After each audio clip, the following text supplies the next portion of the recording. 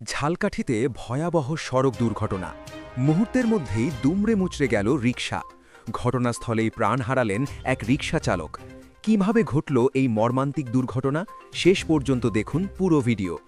ঝালকাঠির রাজাপুর উপজেলায় মোটরসাইকেলের সঙ্গে মুখোমুখি সংঘর্ষে প্রাণ হারিয়েছেন এক রিকশা চালক।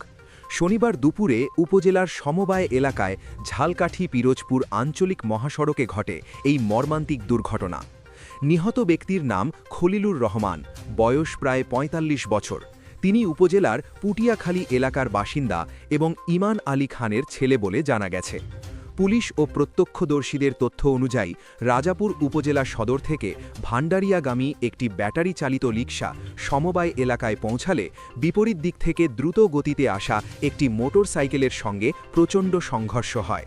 সংঘর্ষের তীব্রতায় রিকশাটি সম্পূর্ণ দুমড়ে মুচড়ে যায় এবং ঘটনাস্থলেই প্রাণ হারান চালক খলিলুর রহমান।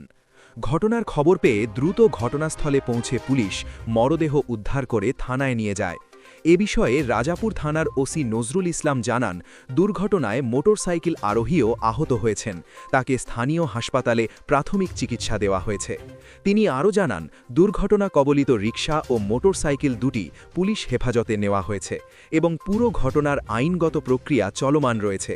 প্রতিদিন সড়কে অসচেতনতা আর অতিরিক্ত গতির কারণে এমন দুর্ঘটনায় ঝরে যাচ্ছে অনেক নিরীহ মানুষের প্রাণ।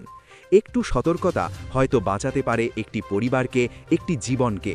আপনার মতে এই ধরনের দুর্ঘটনা কমাতে কি করা উচিত?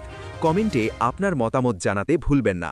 ভিডিওটি যদি তথ্যবহুল মনে হয়ে থাকে তাহলে অবশ্যই লাইক দিন, বন্ধুদের সঙ্গে শেয়ার করুন এবং এমন সত্য ও গুরুত্বপূর্ণ খবর নিয়মিত দেখতে এখনই আমাদের চ্যানেলটি সাবস্ক্রাইব করুন।